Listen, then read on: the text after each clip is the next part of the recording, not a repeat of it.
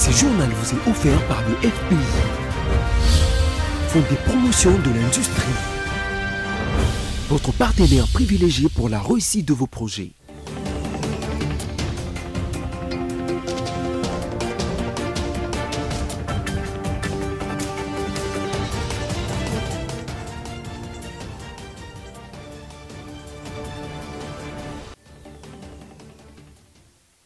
Plaisir pour moi de vous retrouver pour cette nouvelle édition du journal sur BCTV. En voici le sommaire. Les regroupements et les partis politiques, le groupe parlementaire de l'Assemblée nationale et les groupes politiques du Sénat, ainsi que les associations et personnels membres de l'Union sacrée de la Nation se sont réunis lundi 31 octobre 2022 pour dénoncer et condamner l'agression, les tueries barbares, les massacres et les destructions qui sévissent à l'est de la République démocratique du Congo.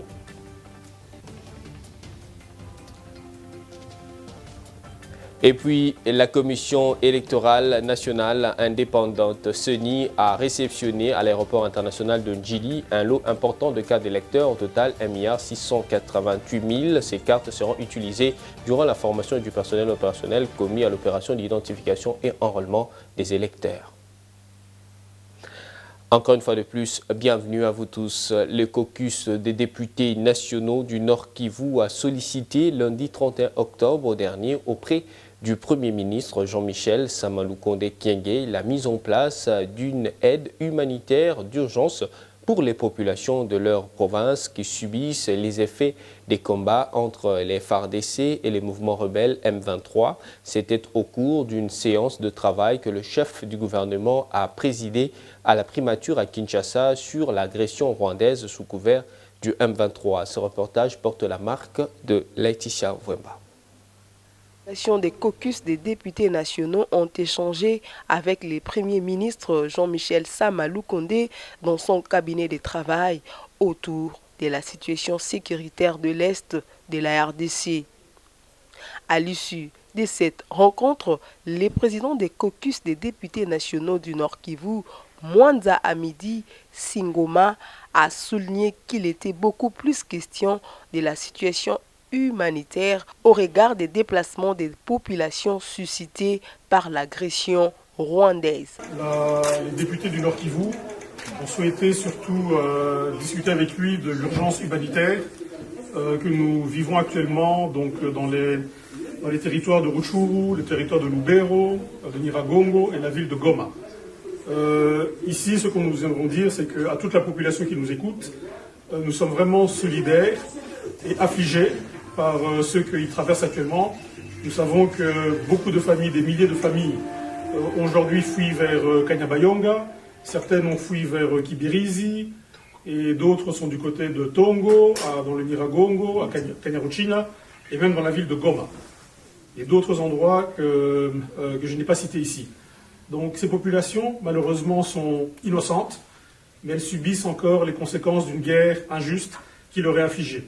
Nous avons estimé qu'il était très important, en guise de solidarité et de compassion vers sa population, qu'on puisse rapporter leurs difficultés et leurs conditions, je dirais très difficiles qu'ils traversent, au niveau du gouvernement et du chef du gouvernement, pour que d'urgence soit mise en place une aide humanitaire.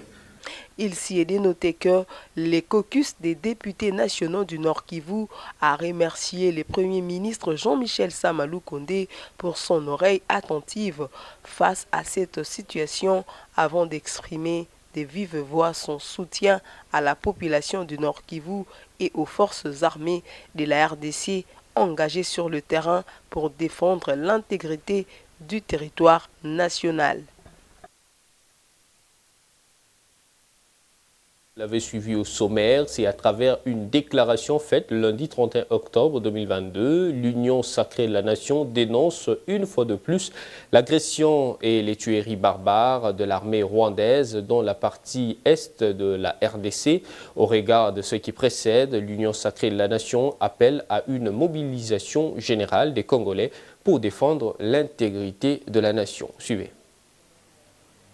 Des soutiens de l'Union sacrée de la Nation à son Excellence, Monsieur le Président de la République, chef de l'État, commandant suprême des forces armées et de la police nationale, ainsi qu'à nos forces de défense et de sécurité. Nous, regroupements et partis politiques, groupes parlementaires de l'Assemblée nationale et groupes politiques du Sénat, associations et personnalités, membres de l'Union sacrée de la Nation, réunis ce lundi 31 octobre 2022 pour évaluer la situation sécuritaire de notre pays, précisément dans sa partie orientale. Dénonçons et condamnons l'agression, les tueries barbares, les massacres, les destructions et les déplacements de centaines de milliers de femmes, enfants et vieillards perpétrés par le Rwanda à l'est, notamment dans la cité de Bunagana, en territoire de Rutshuru. Aujourd'hui, plus que jamais, nous prenons conscience de l'extrême gravité du désastre humanitaire qui sévit en République démocratique du Congo, notre pays. Face à cette tragédie humaine qui endeuille notre pays, nous ne pouvons garder silence. Nous appelons toutes les Congolaises et tous les Congolais à l'unisson, à la mobilisation générale pour défendre l'intégrité du territoire et la souveraineté de notre pays. Ces institutions légalement établies et notre peuple meurtri en danger d'extermination. La persistance des atrocités que fait subir le Rwanda et ses complices à nos populations, en violation flagrante des principes fondamentaux du droit international affirmé par la Charte de l'ONU et l'acte constitutif de l'Union africaine sous le regard indifférent de la communauté internationale est intolérable.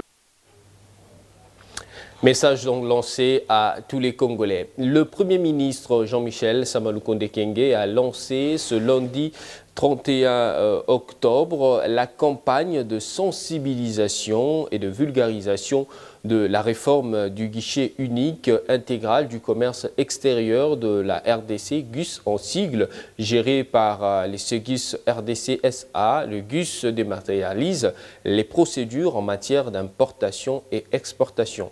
Laetitia Mvemba, encore une fois de plus, signe ce reportage. Les honorables députés et sénateurs, les ministres d'État en charge du budget, les ministres du commerce extérieur, les ministres des transports et voies des communications, ministres de la culture, arts et patrimoine, les vice-ministres du budget, les membres de l'administration publique ainsi que plusieurs autres invités que le Premier ministre Jean-Michel Sama Lukonde a rappelé que le guichet unique intégral du commerce qui a été institué par le décret numéro 15/019 du 14 octobre 2015, dont l'objectif est de rationaliser les opérations de pré-dédouanement en ce qui concerne les commerces extérieurs. La campagne de sensibilisation et de vulgarisation de la réforme du guichet unique intégral vise à obtenir l'adhésion totale de tous et de tous les acteurs, tant publics que privés, pour agir autrement qu'auparavant, réduire le délai de traitement, réduire la fraude, minimiser les coûts et optimiser les recettes publiques dans l'intérêt général. Ainsi, je déclare lancer la campagne qui se déroulera dans l'ouest, l'est et le sud de la République démocratique du Congo. Jean-Lucien Boussa, le ministre du Commerce extérieur, n'a pas manqué de livrer ses impressions.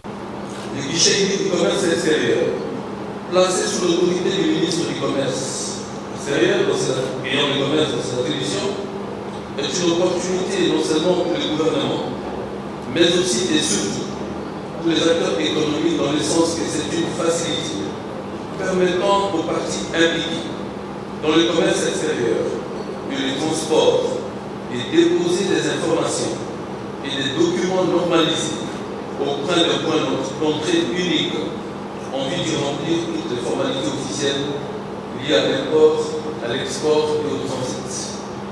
Mesdames et messieurs, à ce titre, les acteurs publics et privés impliqués dans les opérations du commerce extérieur et du transport verront les délais de traitement de leurs dossiers et leur coût réduit de manière significative.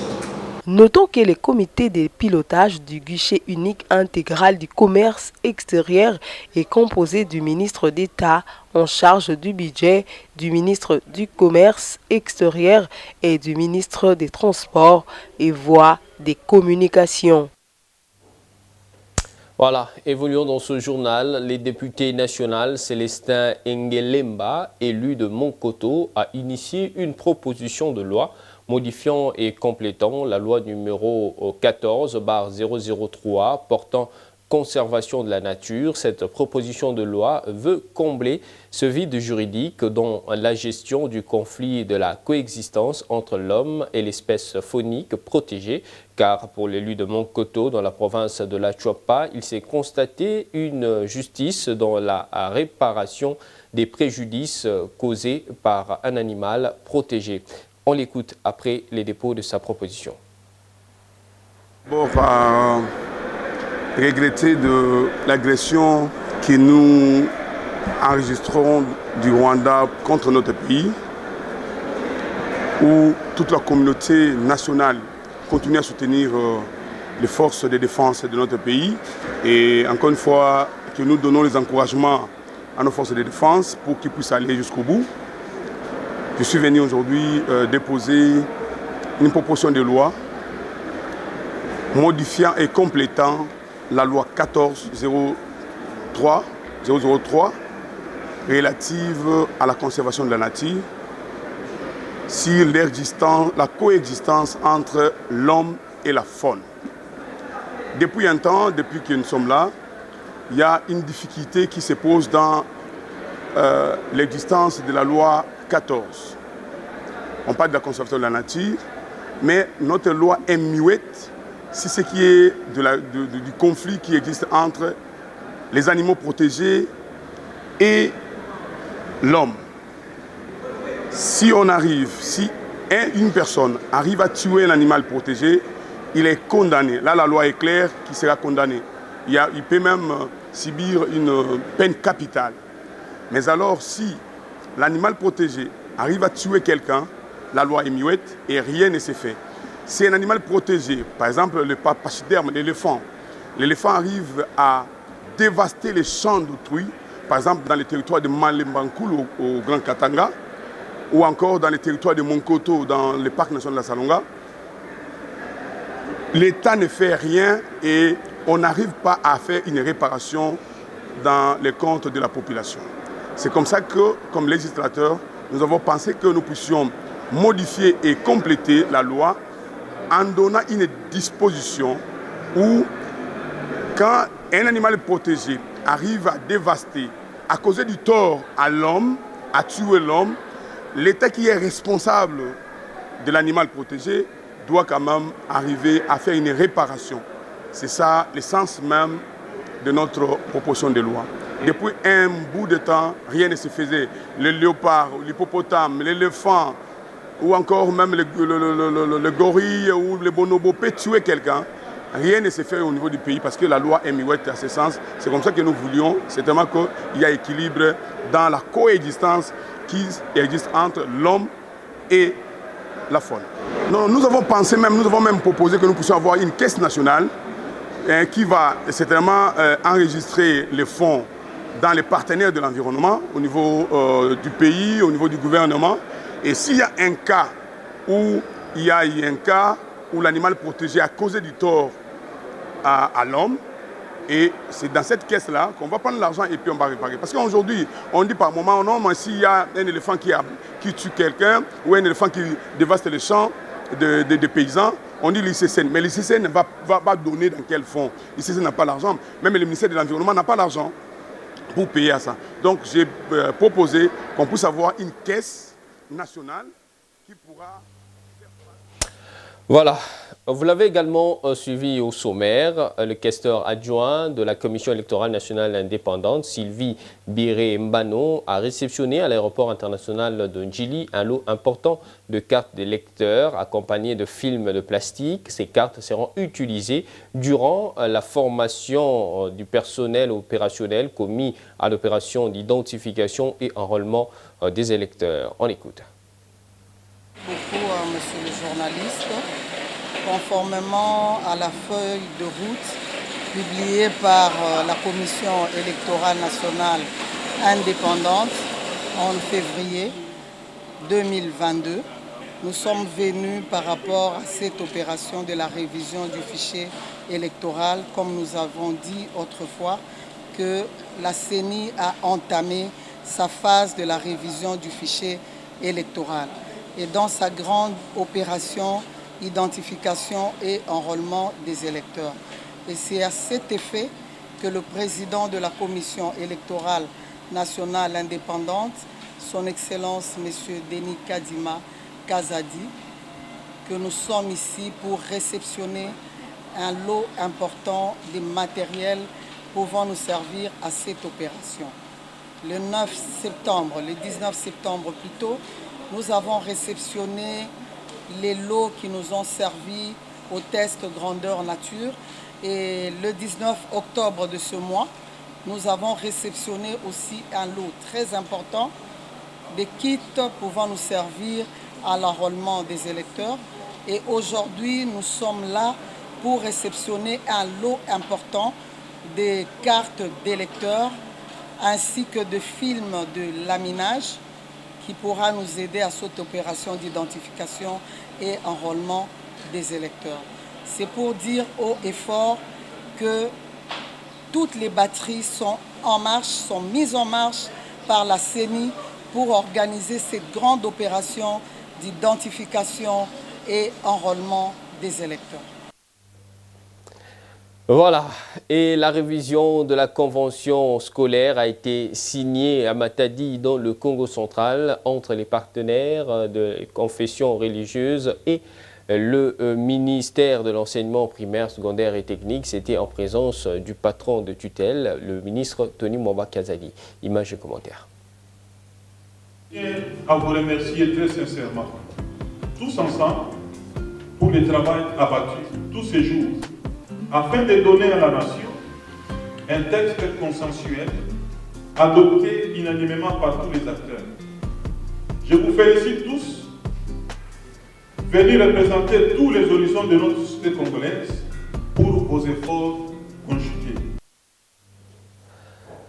Et en Ituri, l'hôpital général de Tchomia, dans la chefferie des Bahema Baniwagi, situé au bord du lac Albert, à environ 55 km à l'est de Bunia, est doté de 2 nouveaux bâtiments. Ces infrastructures construites par l'ONG MEMISA sur financement de l'Union européenne ont été inaugurées la semaine dernière par le vice-gouverneur de l'Ituri. Images et commentaires.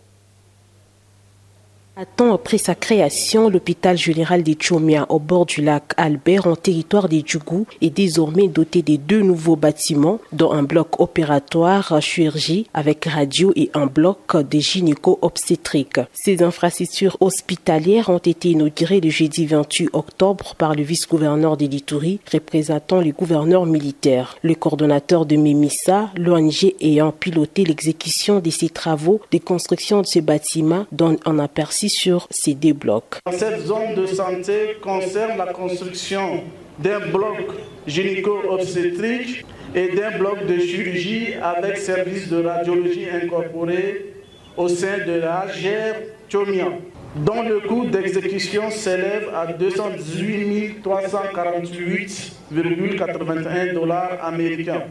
Le bâtiment de gynéco-obstétrique mesure 12 mètres sur 26 et celui du bloc opératoire chirurgie et radiologie mesure 7 mètres sur 32. Au médecin directeur de l'hôpital général des Tchomia de remercier l'administration militaire de l'Ituri pour le plaidoyer mené auprès de ses partenaires dans les domaines de la santé en vue de cette dotation.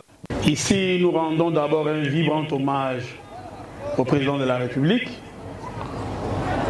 La paix restaurée sur les littorales du lac Albert à la suite des opérations menées par les forces armées pour défaire les membres du mouvement insurrectionnel en cette période de l'état de siège, un des facteurs de taille qui a concouru à la matérialisation de ces projets de construction de bâtiments pour l'hôpital général de Tchomia, a témoigné le chef de la chefferie de Bahema, Banyuadi.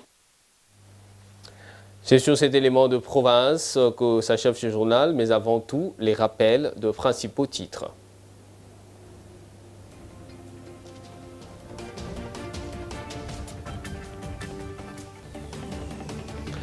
Les regroupements et partis politiques, le groupe parlementaire de l'Assemblée nationale et les groupes politiques du Sénat, ainsi que les associations et personnalités membres de l'Union sacrée de la Nation se sont réunis lundi 31 octobre pour dénoncer et condamner l'agression et les tueries barbares, les massacres et les destructions qui sévissent à l'est de la République démocratique du Congo.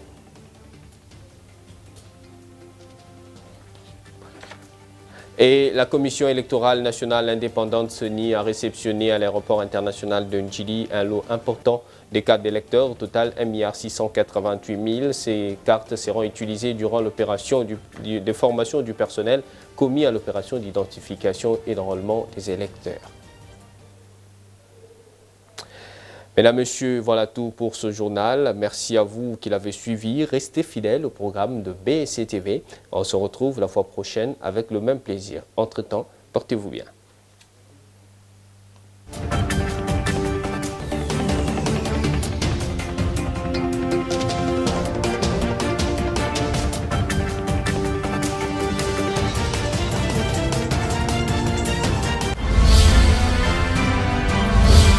Ce journal vous a été offert par le FPI, Fonds des promotions de l'industrie, votre partenaire privilégié pour la réussite de vos projets.